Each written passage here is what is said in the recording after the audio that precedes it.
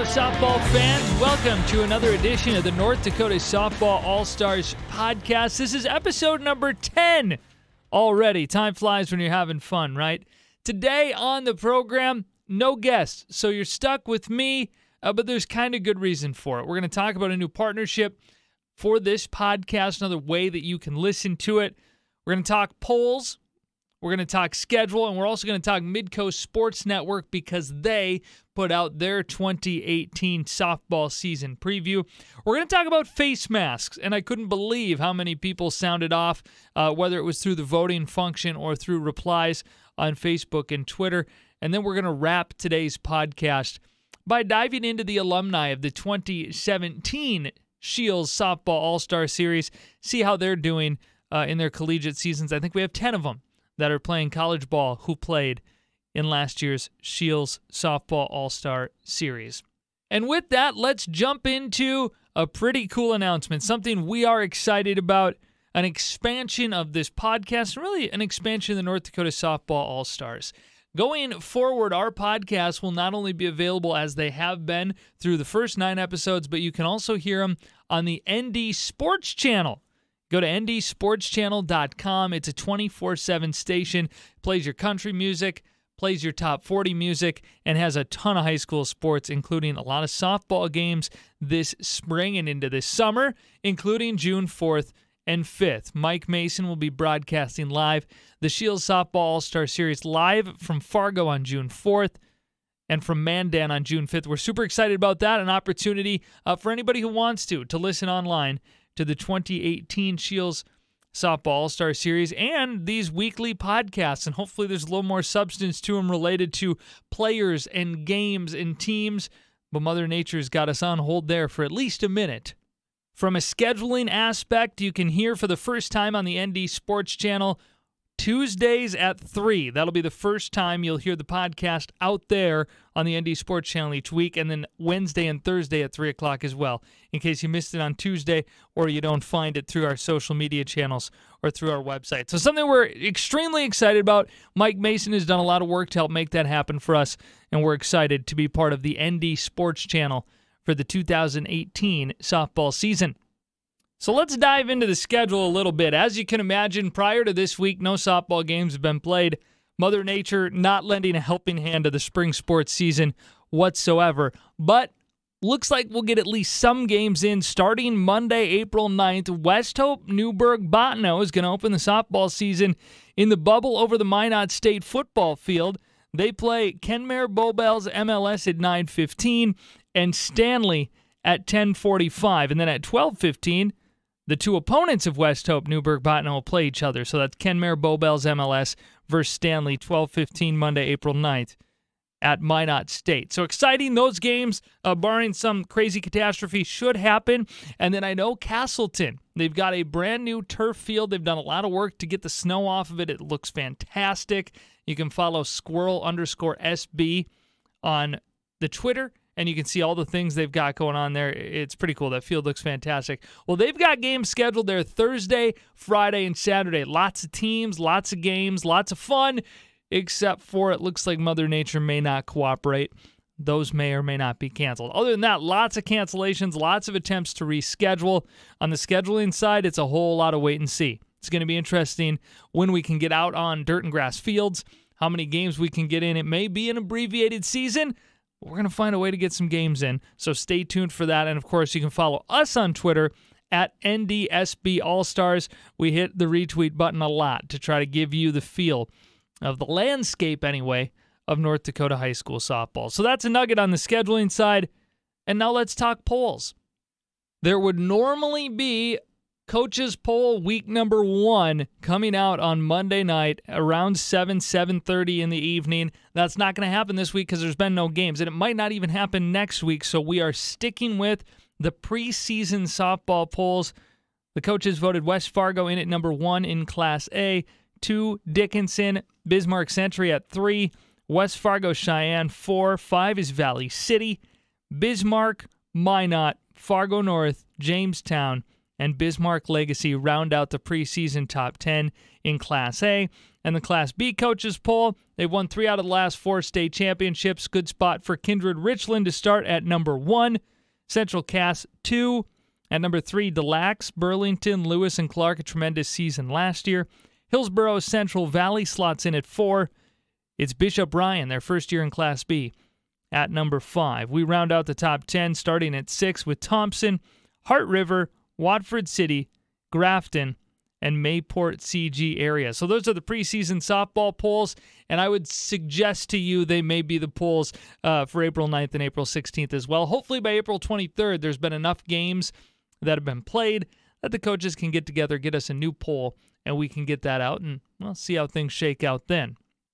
Now, Jody Norstead, ever since he went over to the Midcoast Sports Network, has done a great job covering Class A and B softball in North Dakota, and he released his preseason power rankings, if you will, and falls very close in line to what you just heard or maybe saw previously for the preseason coaches poll. In Class A, Jody Norstead goes West Fargo 1, Dickinson 2, Century 3, Valley City 4, and Cheyenne 5. Class B power rankings, according to Jody Norstead at Midcoast Sports Network, Kindred Richland 1, Central Cass 2, DeLax, Burlington, Lewis, and Clark 3, Bishop Ryan 4, and Hillsborough Central Valley at number 5. Jody Norstead, a good follow, too. You can find him on Facebook and Twitter. And if we ever get to playing games, well, he'll do plenty of check-ins on the sport of softball in North Dakota. Glad to have Jody on board doing that for us. It's just fantastic. So there's kind of a look at the polls, the schedule situation, and we're just sitting here waiting for Mother Nature. That's really the long and the short of it. And so in the meantime, a little bit of a discussion on face masks. And I'm not talking the ones on the batting helmets. I'm not talking the ones for the catchers.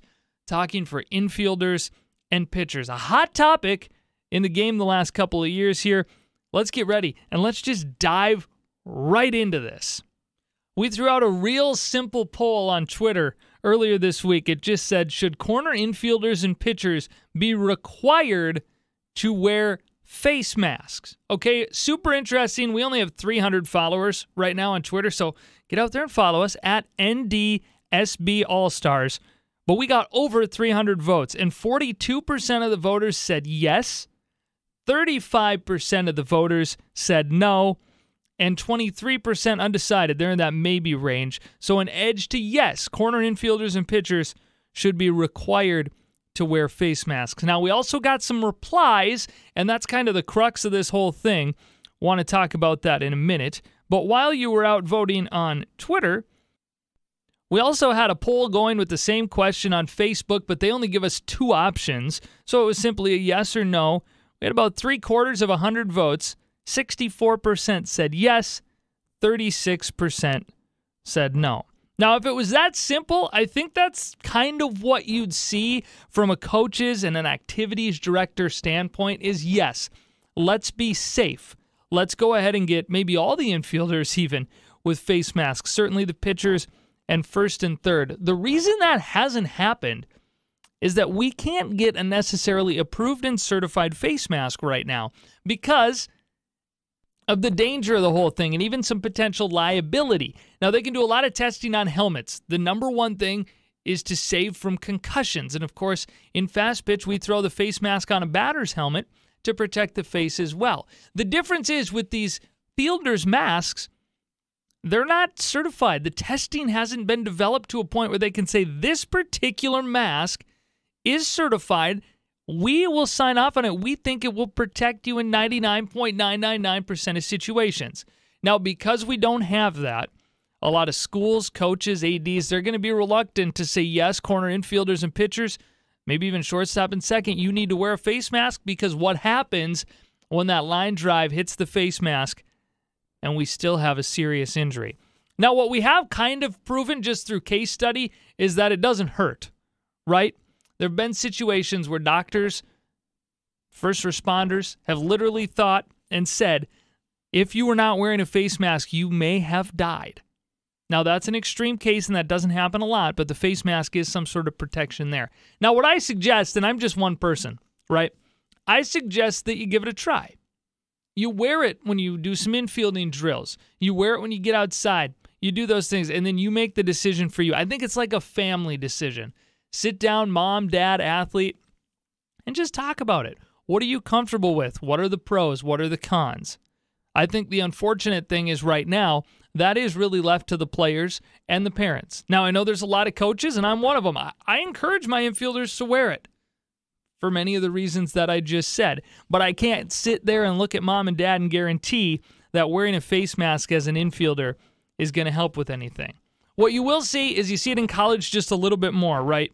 You watch some of the games that the ESPN networks have. I think over 600 this year, Division I college softball games. And you have more and more. You'd never see it in the past, but now maybe a pitcher or two, maybe a third baseman, maybe even a first baseman.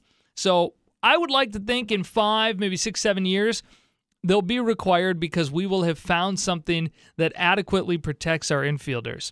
In the meantime, we'll just run polls, and a lot of people will give their opinions, and hopefully athlete, mom and dad can sit down at home, maybe even bring the coach and AD in, and just find what the best solution is in each given situation. Now, we could talk on and on and on and on about face masks. I don't want to do that to you. Here's why. We had some tremendous players come out to Mandan and come out to Fargo last year to play in the 2017, the inaugural Shields Softball All-Star Series. 27 girls on the field. A lot of fabulous athletes, a lot of great kids, a lot of great young adults. 10 of them are now playing college softball. And colleges are about halfway, maybe even more than halfway through their season. They're into conference play, all that's going on. I want to dive into those 10 athletes and look at where they're at so far this season, how they're doing maybe statistically, certainly where they're playing, and how things are going for each and every athlete. So let's jump right in. We'll just go right in order of how they're listed at NDSoftballAllStars.com. And the first person on that list is Sammy Trana. Now, she was a Fargo North grad, and she played at her home field, Mickelson Park. She started in the circle game 2 of the Shields Softball All-Star Series, and she was electric. She hit the ball well, she pitched well, and now she's playing ball for Bemidji State University, along with the Doolin sisters from West Fargo. Now, Sammy's played in 12 games. She started 3. On the season, she's hitting 1 for 10, 100 batting average, 1 run, 1 stolen base, and she's played well in the field, mainly at second base. So Trana from Fargo North at Bemidji State University, a freshman there this year. Mariah Wick, center fielder from Jamestown. She's playing at the College of Central Florida. It's a 2-year school. You may have caught the Florida part. So they've already played a ton of games. She specifically, Mariah Wick, has played in 31 of those games. Yes, big numbers. Speed kills. She's had a lot of opportunities, a batting average of .412. She's scored 16 runs, driven in 3, and stole 3 bases. Now, she's only had 17 total at-bats, 19 plate appearances, but that speed has worked her into a lot of ball games. Oh, and the team at the College of Central Florida is a real good team. So hopefully the plan for Wick is to play a couple years at the College of Central Florida and then move on to another opportunity to play some more college ball. She's a grad of Jamestown. Then we move just across the river from the great state of North Dakota. Concordia Cobbers. They have a handful of alum from last year's All-Star Series, led by Chad Slider, who's got a lot of experience coaching in North Dakota. We'll just jump into Jada Haugen. She's played in 3 games and started 1 for Concordia. She's an outfielder who played her high school ball at Valley City. She's got .250 batting average. She's 1 for 4 on the year with 2 runs scored, and she's also drawn a walk. That right there is Jada Haugen. Taylor Airholt, she is a Shanley, Oak Grove, Park Christian conglomerate grad. She played for the Moorhead Crush in the summer and various other teams. She was a third baseman in the All-Star Series. She's played in 11 games for Concordia, started 9, has a batting average of .160. She's 4 for 25 on the season. She scored 3 runs, hit a couple doubles, and driven in a couple runs. Riley Ehrman, now she's probably got the most playing time of any Shields Softball All-Star alum at Concordia. Played 15 games, started 14, hitting just .156. She's 7 for 45 on the year, 6 runs, to Driven In. Pretty cool story on her, too, about kind of why she picked Concordia, why she picked the majors she did, a Riley Ehrman feature, if you will, done recently by Concordia that's worth checking out. If you just head over to their website, you'll be able to dig through and find that. So there's the first half, 5 All-Star Series alums now out in college. We got 5 more to go.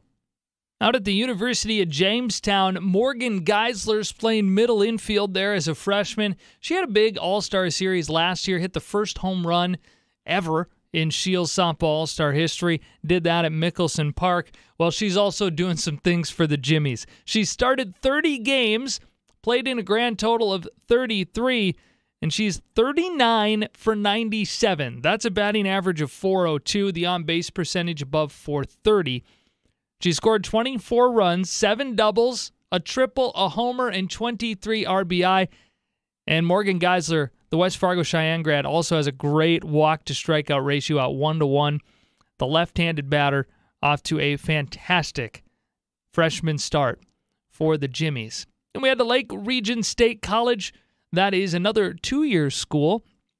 And out there we've got 2 alums of the Softball All-Star Series, Maddie Foss from Central Cass and Caitlin Stewart, Hillsborough Central Valley. They're both Class B East Side players. Foss at the dish, she's 4 for 11 with 4 RBIs so far, hitting .364. Caitlin Stewart is 4 for 8, hitting .500 with a double and a couple of RBI. They're both getting some time in the circle, too. Maddie Foss, she's 1-0, as is Caitlin Stewart. Foss has given up 2 hits in 5 innings pitched. 5 hits in 5 innings pitched allowed by Caitlin Stewart. Then we hop over to North Dakota State University. GoBison.com tells us Jamie Barta, who we had on a previous podcast, is off and running. Literally, she's played in 19 games pretty much exclusively as a pinch runner or a courtesy runner. Just 1 at-bat so far, 2 plate appearances. She had a walk in there. 7 runs scored, 2 stolen bases. Again, speed kills. If you can run and you can play defense like Barta can, you're going to get some opportunities, and she's doing it at the Division I level. Just for fun, at the end of this podcast, we're going to replay Barta's interview that we had from a handful of podcasts ago. And then our final alum, last but certainly not least, from the All-Star Series is another West Fargo Cheyenne graduate, Reagan Jastrom. Now, she's at St. Cloud Technical and Community College, pitching a little, playing a little bit of first base. She's played in 21 games this year, 30 out of 68. That's a .441 batting average, and on base up over .450, 4 doubles, 5 long balls, and 25 RBIs. And just like her former high school teammate Jastrom, it's a 1-to-1 walk-to-strikeout ratio. She's walked 3 times and struck out 3 times. In the circle, she's tied for the most appearances on the team as a freshman, a 5-5 record, 10 complete games in 12 appearances, 67 innings pitched for Jastrom. She struck out 15 and has an ERA just north of 5. So count them up. That's 10 All-Star alums playing college ball. That's a great start. How many will we have this year? Well, if Mother Nature ever cooperates, we can begin to find out. So a quick recap of the podcast so far, and then I want to play you that interview from Jamie Barta from a couple of podcasts ago. We're excited to be part of the ND Sports Channel. You can hear the podcast Tuesdays, Wednesdays, and Thursdays at 3 o'clock, and they will be your online home for the 2018 Shields Softball All-Star Series. There may be other ways to listen to when we get to that point, but we know for sure, June 4th and 5th, you can listen at ndsportschannel.com. Polls, there are no new ones. We're sticking with the preseason polls due to the lack of ability to play games. There are some games scheduled still for this week. We'll see if any of those outside of the Minot bubble can actually get played. We discussed face masks. There's not really an answer today, and you just heard the alumni roundup. So we're going to get you that Jamie Barta interview from a few weeks ago. And other than that, we'll plan on seeing you on the flip side of hopefully some games, at least in our near future, when we come back next week, the week of April 16th. Thank you so much for listening to the North Dakota Softball All-Stars podcast. Enjoy this interview with Jamie Barta. Hi, it's great to be on. Yeah, glad that we could have you. I know it's a busy time of year already for the Bison, but glad we could steal a few minutes of your time. Yeah, no, it's been crazy the first couple weeks. We're gone more than we're in Fargo, but Yeah, for sure. We'll dive into that in just a little bit. But first, let's rewind to the end of the season last year for Bismarck. Your team made just an incredible run through the region tournament and all the way into the last day, the finals of the state tournament, best finish in school history. Just talk about how the team kind of came together at the end and made that awesome run, and you had a chance to win a title on the last day of the year. yeah, no, that was really fun. I think we stayed together for a long time, a group of seniors, and at that point we started to have fun, like we were just playing the game and we were playing loose and we just wanted to go win. And yeah, I think that's what really brought us together at the end. It was just kind of a no carefree attitude. Yeah, and you're kind of a shortstop by trade, but you pitched a lot down the stretch. And just talk about that, in high school softball, and certainly at every level of softball, but the pitching is so important, and what you came in and did at the end of the year was pretty impressive. It was fun. I hadn't thrown a lot all high school that my senior year with some injuries, but yeah, it was fun to come in at the end pitch again. I did a lot of that in high school, so it was fun to finish it out that way. But yeah, and then you have had the unique experience of going through kind of a Division I recruiting process. We've had some North Dakota girls come through North Dakota high school ball and then go on to play Division I, but still not a ton, and you were recruited by the home state team. So talk a little bit about how that recruiting process played out for you. yeah, well, the biggest thing that I did was I went down to Minneapolis every weekend and played with the team down there just to get some more games in and tournaments and whatever. But yeah, NDSU, they saw me when we were playing in a tournament in Colorado, and they had remembered me from going to camp since I was just a middle schooler. So no, it was really cool to get the call from Coach Mueller. Just it means a lot when that's your home, and I know it means a lot to me to know that I'm representing a lot of girls that are working really hard to grow the sport in the state.